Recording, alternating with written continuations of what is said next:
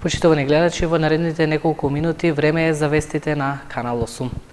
Советот на општина Кочани доби нова сала за одржување на седниците.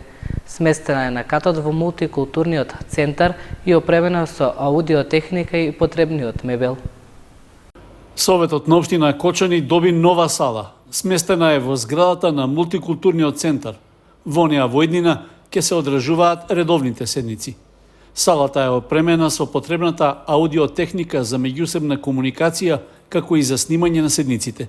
Се очекува да биде инсталирана и обезбедената опрема со која преку интернет ќе се овозможи видео пренос во живо од работата на Советот.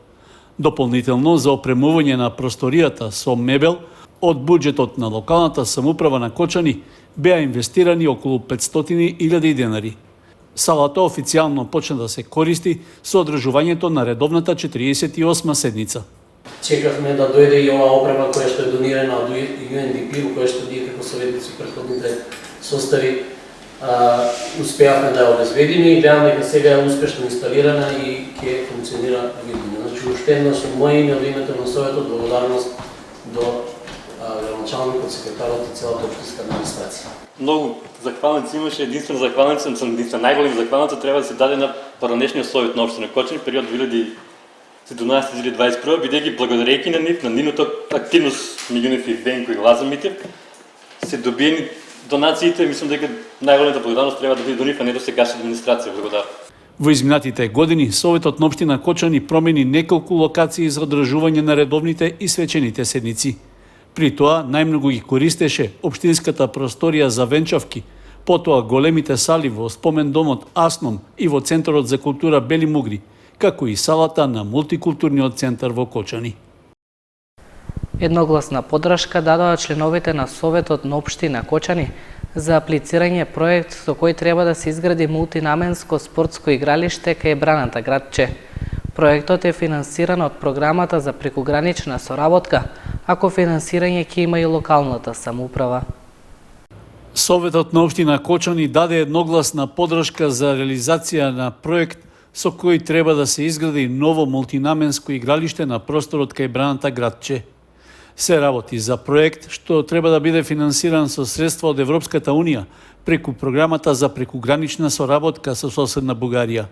Кофинансирање ќе има и општина Кочани од сопствениот буџет.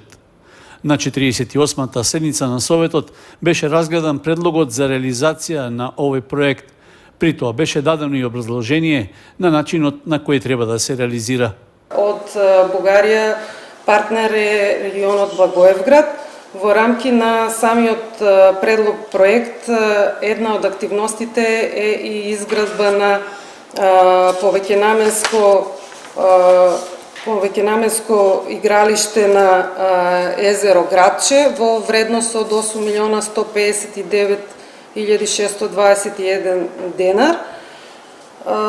Заради тоа, од страна на Советот е потребно да се донесе одлука за давање на согласност да се користи недвижниот имот за целите на проектот и реализација на активностите, односно тоа е парцелата на која што ќе се гради самото игралиште. Од овие средства 6 милиона ќе се финансира преку програмата за прекугранична соработка Македонија-Бугарија, додека остатокот треба да биде собствено учество кофинансирање од општина Кочани. Крајниот рок до кога општина Кочани треба да аплицира со проектот е до 22 јули. Според предложениот проект, локацијата на мултинаменското игралиште е на парцела со површина од близу 9000 квадратни метри, што е во државна собственост. Лоцирана е веднаш под преградниот зид на Браната градче. Топлотниот бран и високите температури поволно влијаат на жетвата на пченицата и јачменот, додека останатите култури се загрозени. Агрометеоролозите најавија високи температури за следните 2 дена. Топлотниот бран со високите температури што ја зафати територијата на целата држава неповолно влијае на сите земјоделски култури. Единствено, како што велат агрометеоролозите, сувото и топло време е добредојдено за жетвата на јачменот која е при крај, како и за жетвата на пченицата која е во полн ек. Од таму додаваат дека од портокаловата фаза се загрозени сите култури, како што се индустриските, градинарските, овошките, виновата лоза, а особено оние каде нема доволно услови за наводнување. Според нив, потребите за вода кај сите земјоделски површини се големи и перманентни. Затоа препорачуваат производителите да ги користат сите можни капацитети за наводнување. Инаку, минатата есен во Кочанско беа засеени нешто помалку од 4000 хектари со јачмен и пченица, а од нив се планира да се соберат близу 8000 тони лебно жито и околу 7000 тони јачмен. Агрометеоролозите најавија дека и во следните 2 дена ќе се задржи многу топло време со максимални температури, кои го дефинираат протоколовото ниво за опасност од високите температури. По телеграма испратена од Одделението за внатрешни работи од Кочани, лишена од слобода е 37 годишниот БП од Охрид поради извршени кривични дела, уцена и изнуда на пари. Постапувајќи по претходно испратена телеграма од Одделението за внатрешни работи Кочани во врска со извршени кривични дела, уцена и изнуда, полицијата од Охрид во содејство со одделот за криминалистичка полиција и во координација со секторот за внатрешни работи Штип на меѓуградската автобуска станица во Охрид го лишиле од слобода 37 годишниот БП од Охрид. Како што информираат од Министерството за внатрешни работи, на автобуската станица тој ја подигнал пратката наменета за него, во која имало 300 евра во апоени од по 50 евра, кои претходно биле криминалистичко-технички обработени по наредба на Основното јавно обвинителство Кочани.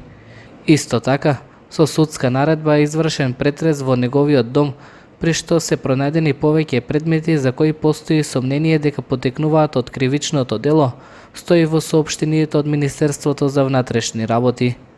Од таму додаваат дека по целосно документирање на случајот, а во координација со јавен обвинител, против него ќе биде поднесена соодветна пријава.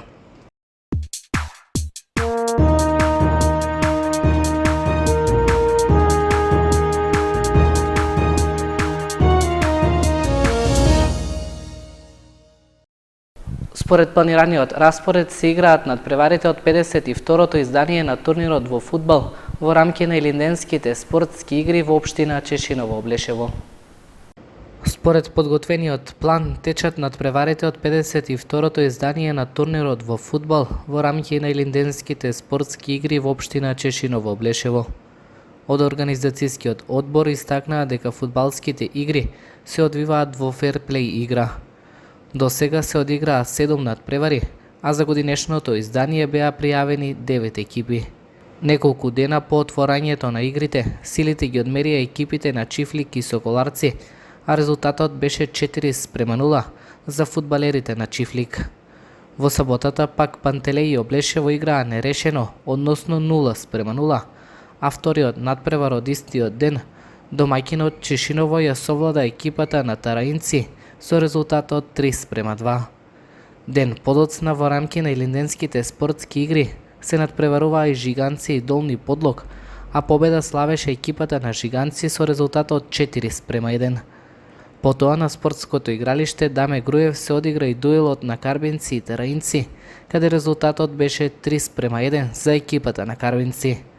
До полуфиналето, што е закажано за 30 јули, остануваат да се одиграат уште 9 надпревари. Финалето е закажано за 2 август Илинден со почеток во 18 часот.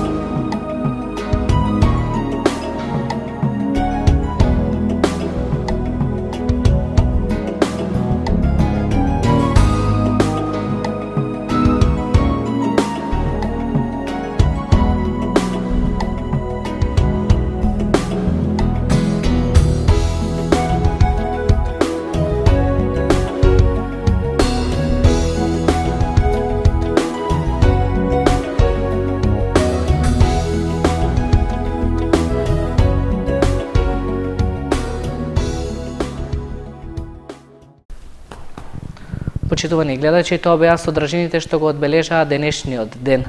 Ви благодариме за вниманието и се гледаме во следното информативно издание. Довидување.